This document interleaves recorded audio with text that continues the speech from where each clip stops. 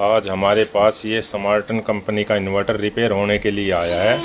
स्मार्टन saver 2000 battery mode पे ये बिल्कुल सही काम कर रहा है। ये आउटपुट आ गई है इसकी। ये बैटरी डिस्चार्जिंग करंट है। हम जैसे ही इन्वर्टर को यहाँ से ऑफ करेंगे तो यहाँ पे ऑफ हो गया, ऑन करेंगे ऑन हो गया, ये आउटपुट पे है। अब यहाँ से जैसे इन्वर्टर को ऑफ करेंगे तो आउटपुट भी बंद, ऑन करेंगे ऑन कर दिया। बैटरी मोड पे बिल्कुल सही काम कर रहा है। कस्टमर की यही प्रॉब्लम है कि हम जब इसको मेन सप्लाई में लगाते हैं तो ये आवाज़ देता है, यानी बीप करता है। हम इसको ये मेन इससे कनेक्ट कर दिया। अब देखो ये बीप देने लग गया और ये आउटपुट इसकी बंद हो गई। और यहाँ पे MCB ट्रिप का इंडिकेशन आ रहा है, जबकि MCB बिल्कुल, इसमें हमने इसका कवर हटा दिया है। सबसे पहले इससे ब्लोअर से साफ़ करेंगे, डस्ट को बिल्कुल साफ़ कर देंगे।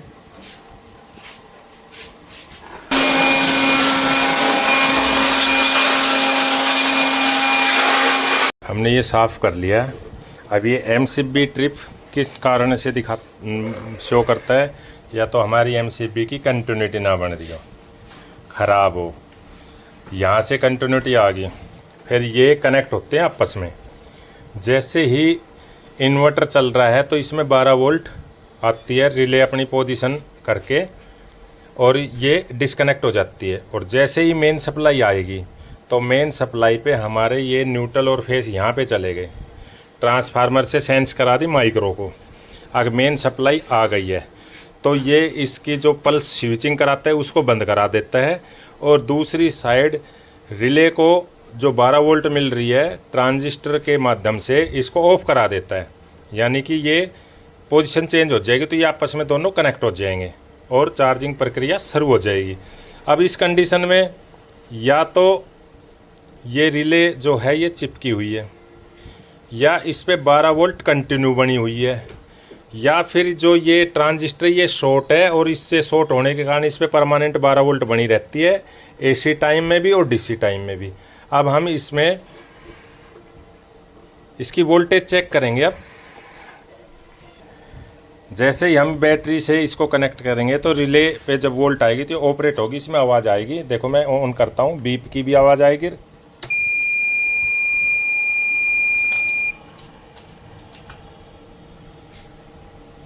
और जैसे ऑफ करूँगा तो इसमें अलग से कट देसी आवाज़ आएगी, ये कट देसी। अब ये सप्लाई इसकी छूटी है तो हम इसको पहले ऑन कर देते हैं।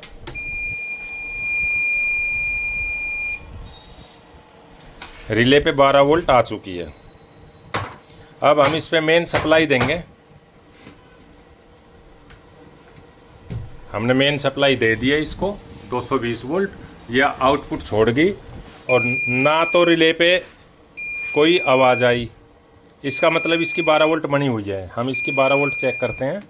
इसको DC मोड पे कर लिया। जो रिले का ये पॉइंट है इसमें एक्सटर्न दिया हुआ है, इस पर लगी हो। जो इस पे PCB में 12 वोल्ट लगती है हम उनके पॉइंट पे ही लगाते हैं इसको, और इस पे ये 9 वोल्ट बनी हुई है कंटिन्यू। तो इसका मतलब ये जो ट्रांजिस्टर है ये शॉर्ट हो रहा है या इसके बेस को सप्लाई आ रही है। हम इन ट्रांजिस्टर को चेक करते हैं। PCB को हमने बाहर निकाल लिया, प्लस माइनस 24 वोल्ट दे दिए। ये इन्वर्टर को ऑन कर दिया यहाँ पे। अब यहाँ AC मोड पे करके मीटर को इसके हीट सिंक पे ड्राई वोल्टेज 13 वोल्ट इसकी AC सप्लाई आ रही है। अब हम इस पॉइंट पे कनेक्ट करेंगे और जैसे इस पे ये करके, ये बैटरी की है, इस पे ये 12 वोल्ट आई हुई है। यानी कि यहाँ जो बैटरी लगेगी, बैटरी के कॉन्टैक्ट जहाँ कॉइल के लगते हैं 12 वोल्ट। अब हम इसमें जैसे ही मेन सप्लाई देंगे तो इसकी ये 12 वोल्ट भी ऑफ हो जानी चाहिए। हमने ये मेन सप्लाई के 2 वायर लगा दिए हैं, AC पे करके हीट सिंक पे लगा दिया। ये इसकी पल्स आ रही है। अब हम इसको मेन सप्लाई इनपुट करेंगे।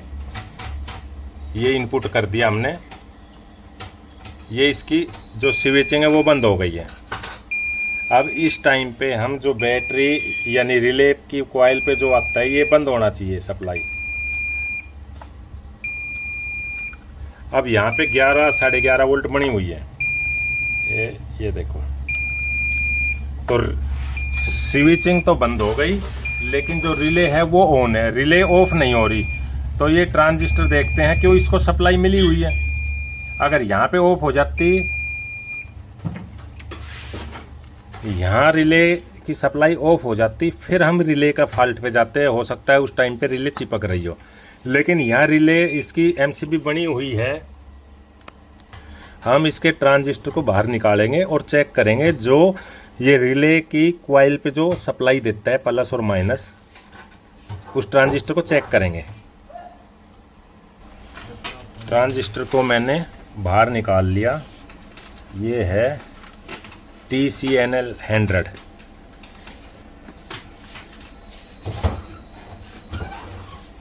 अब इसको चेक करते हैं। मल्टीमीटर को हमने डायोड यानी कंटिन्यू मोड पे रख लिया। ट्रांजिस्टर का बेस पे हमने रेड रंग की पॉजिटिव वायर रखी, साइड पे 545 और इस साइड को ये 545। अब हमने सेंटर पॉइंट पे यानी बेस पे नेगेटिव यानी ब्लैक वायर रखी, और ये यहाँ भी दिखा रही है रीडिंग, यहाँ भी। इसका मतलब ये ख़राब है, हम इसको चेंज करेंगे, हम दूसरा लेते हैं। ये मैंने दूसरा NPN ट्रांजिस्टर ले लिया उसी नंबर का। इसको चेक करते हैं। सेंटर पॉइंट पे मैंने रेड प्रोब और अब सेंटर पे मैं ये ब्लैक, और इससे इस पे ये नहीं बोल रहा, तो ये ठीक, हम इसको लगाएंगे। अब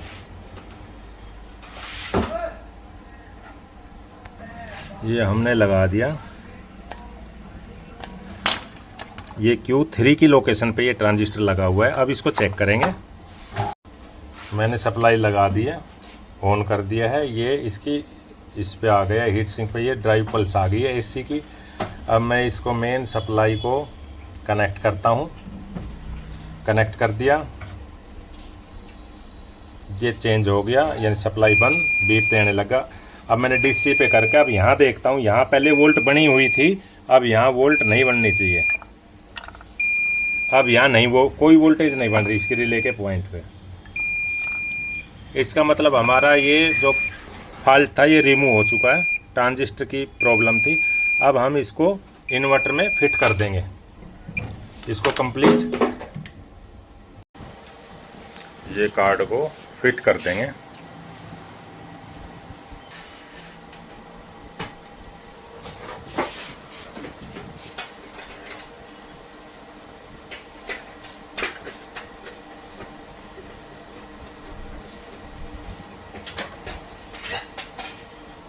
ये हमने सारे वायर कनेक्ट कर दिए हैं,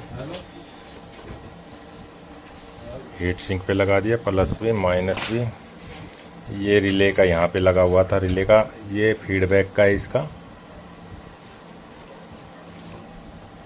ये LCD डिस्प्ले का, ये सारे कनेक्ट करती है। हम इसको अब सप्लाई में कनेक्ट करेंगे। 24 वोल्ट से हमने कनेक्ट कर दिया इसको। आउटपुट भी आ गई है ये। अब इसको हम मेन सप्लाई से कनेक्ट करेंगे। ये लूज है, ये एक बार इसको टाइट कर देता हूँ। ये टाइट कर दिया।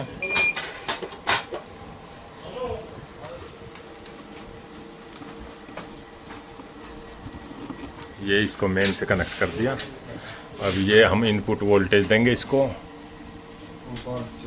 ये इनपुट वोल्ट दे दी, ये चेंज हो गया और यहाँ चार्जिंग आ जाएगी। ये चार्जिंग एम्पियर आ गया, बिल्कुल सही काम कर रहा है, ये आ गया। अब इसको कवर लगा देंगे और कस्टमर को दे देंगे।